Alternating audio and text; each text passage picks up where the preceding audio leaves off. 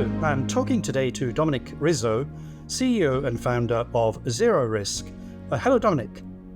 Hi, Denny. Really, thanks. Really appreciate you having me here today. So, Dominic, I'm not sure many people know of zeroRISC, but they probably have heard of OpenTitan.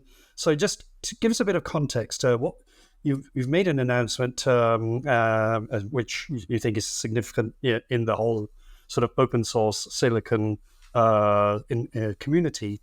Tell us about the announcement and OpenTitan, and also, sort of why you're the guys who are doing it.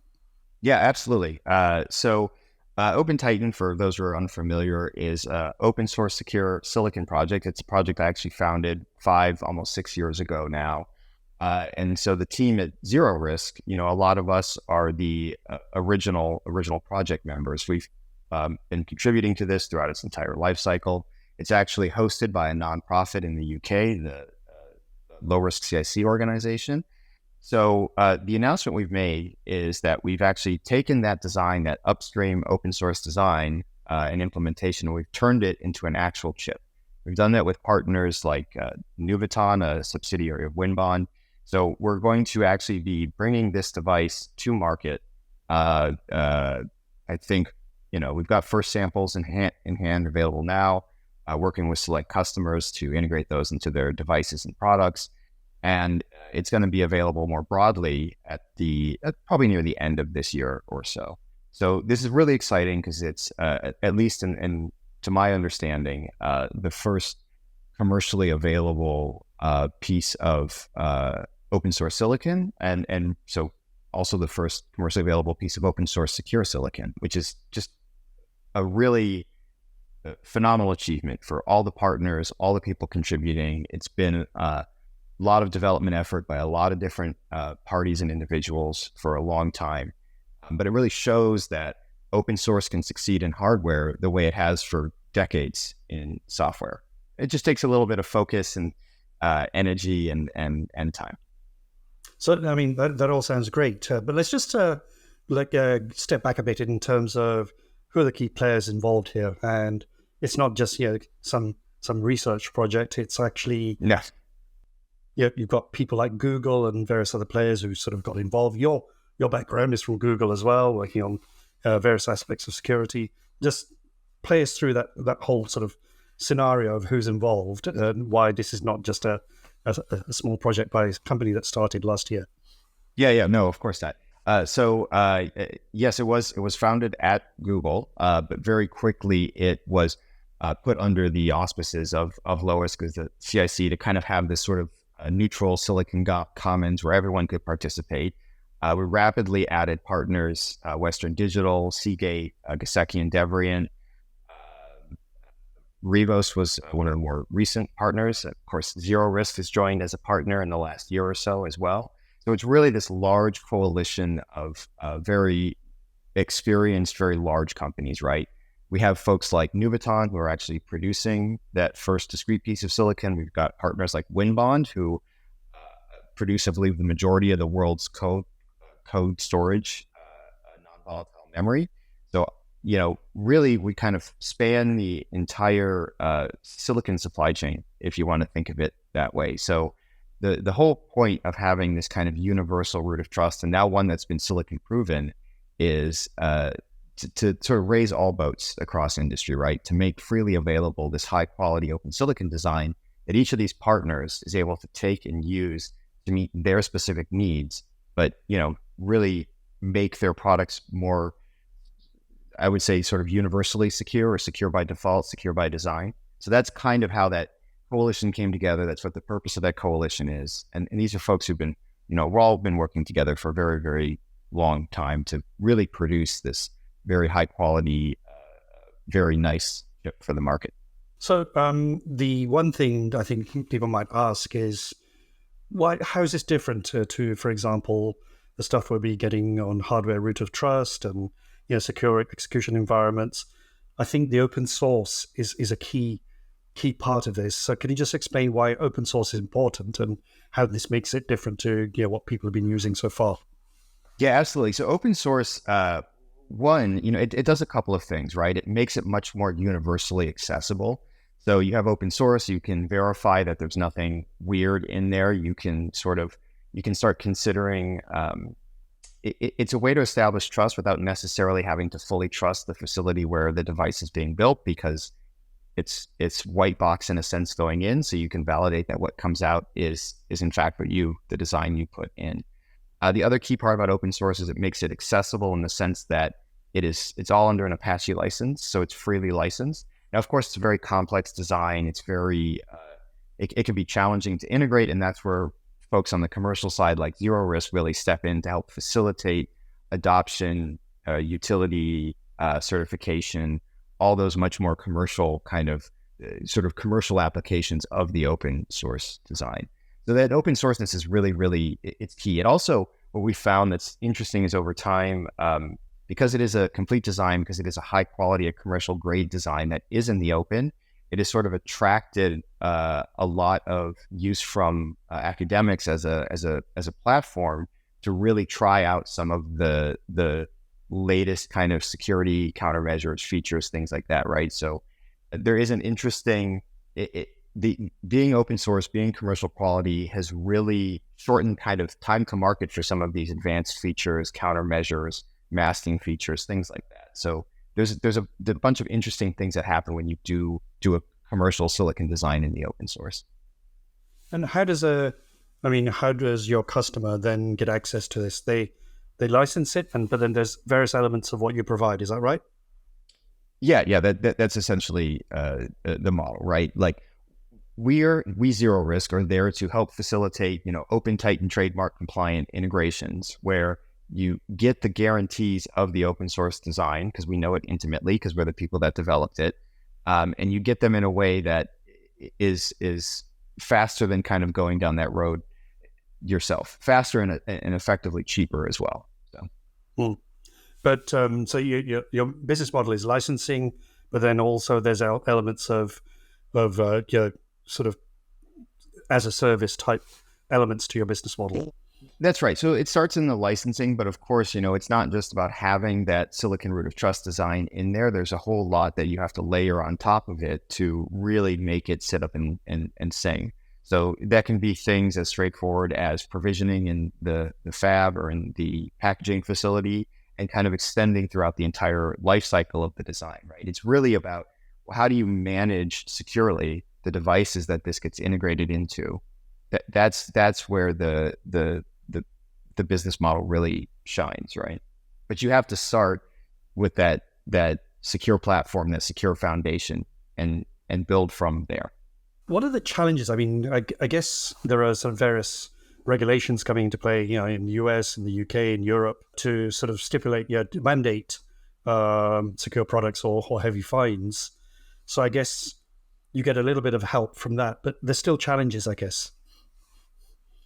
Yeah, I mean, there are always challenges. I do think that the cybersecurity liability landscape has changed pretty dramatically in the last couple of years. I look at the CRA in Europe or the NIS2 regulations in Europe. I believe there's also been some recently in the UK. I know that in the US, the Biden-Harris Cybersecurity Act, which I believe was released early last year, really put an emphasis on, cybersecurity needs to be, the responsibility for cybersecurity needs to be handled by those organizations that are actually best equipped to facilitate it, right? The people who operate critical infrastructure, they should be focusing on operating critical infrastructure. They should not also need to make sure that the SCADA devices, the PLCs, the industrial IoT that runs that critical infrastructure is also itself secure. That needs to be the responsibility of the manufacturers. And then kind of coupled to that, over the last, I'd say 3-4 years, you see this with CISA, you see this with some other advisory bodies in other countries than the US, has really embraced the concept of secure by default, secure by design. And that's where an open source project that is accessible, like OpenTitan, really shines, right? It gives you, as a silicon manufacturer, as a device maker, the capability to have, your silicon that runs all of that critical software be secure by default, be secure by design, and it really lowers those barriers to adoption as well, right? So, it's a insurance in a way, but by having a silicon root of trust in there, by having that kind of anchor point that you can always return to make sure that your system is in a known good state below the operating system layer, it's kind of a way of never having to feel regret down the road. How do you see the deployment of this? Are you seeing sort of customers already? I guess Nuvoton is going to have some products incorporating this. What kind of areas are already sort of in play so that we'll see products coming out soon? Yeah, I mean, I can't really speak to it. I'm sure Nuvoton has customers that are interested in adopting this chip. I know that for zeroRISC, what we are going to do is we're going to make available through some common open market channels a sort of design-in kit for the discrete device. And of course, we're also having conversations with people about designing in the what we call the integrated version, which is basically a reconfiguration of the IP blocks that are now silicon proven from the discrete into, say, chiplets or into larger monolithic SoCs to serve as a secure execution environment. Okay. I mean, you mentioned chiplets. That's one of the sort of hot topics this year, I guess. Everybody's talking, well, over the last year as well. How will this play into the chiplet scenario where you need to sort of put lots of discrete blocks together of some kind? Yeah. So I think, when you think of the chiplet architecture, you're essentially kind of disaggregating a piece of monolithic silicon so that each, little piece can shine on its own and be really fit for purpose, specifically built for purpose using whatever node technology is most suitable for that specific individual chiplet's function. But when you do that, you've actually sort of created a security issue because you've now fundamentally changed the sort of security boundary around that from a single security boundary around a big... You've increased the attack surface, I guess. You've increased the attack surface. You don't have to worry about things like, are there going to be attacks on the substrate itself? Are there going to be additional leakage paths? Like it causes an issue, right? And so what you really would like to do is you would like to sort of at packaging at what we call like the OSAT at manufacturing time, you would really like to bind together all of those chiplets and provide secure channels between all of them and sort of restore that security boundary to where it was from monolithic silicon. To do that, you need to have a root of trust for each individual chiplet. And so, if it's a highly proprietary, overly expensive thing, you're going to be discouraged from including that. This addresses that problem, right? This makes it kind of we can do that and it doesn't actually negatively impact the price point kind of thing. And then you quickly get on to, okay, well, you need a way to bind all those things together. You get into services layers. So that's kind of that is in fact where zeroRISC is aiming to provide value to our customers and the people that we're working with on either their chiplet-based designs or even you run into similar identity creation issues with monolithic silicon as well. Okay. Now, one of the other things I suppose is quite interesting is this started as a project with some key large players. Are they invested in zeroRISC, or are you going to see other players now, like we've seen in the RISC-V community, where lots of different players offering integratable, easily accessible solutions? I guess you're not the only ones. Are there going to be others? Well, I certainly hope there are others. I mean, I can speak for zeroRISC. We're obviously working with some of the key OpenTitan partners in a commercial context as well. Winbond and Nuvoton are two of the big ones. But I would certainly hope that other people would be inclined to adopt the OpenTitan design, right? The reality is that, open source, in order to be truly successful, to be a self-sustaining kind of invested thing, to be an active project, there needs to be commercial leverage of it. People have mortgages. There has to be a kind of a commercial incentive, right? So I would certainly hope so and expect so that people would be adopting and participating, especially now that it's silicon proven, right? It's the risk has been it's been significantly taken out of it, right? We know that the IP works. We know that it works. We know that it boots. We know that it comes up. We know that this stuff is solid. And so it's, ready for prime time, so to speak. Okay. Now, you alluded to the challenges earlier, but you also alluded to sort of some of the things coming up. But What's next with zeroRISC? What's coming up beyond this?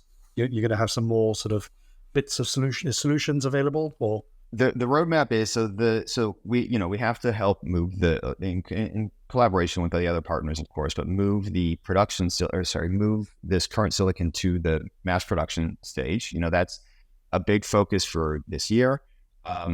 But really, a lot of what we're going to be focusing on is around the integrated solutions, right? So what we call, Darjeeling, which is one that's being used for chiplets today, but is also suitable for root of trust for monolithic ICs, but also the Chai variant, potentially to be renamed to be a little less generic. But that one is more focused on a secure certifiable solution, sort of a PP117 compatible, which is a common criteria protection profile, compatible secure execution environment with a secure flash interface. And so we're working closely with all the partners in the coalition on that, particularly Wenbond, because it's really an ideal solution for a lot of security problems in the very small nodes where you no longer have access to things like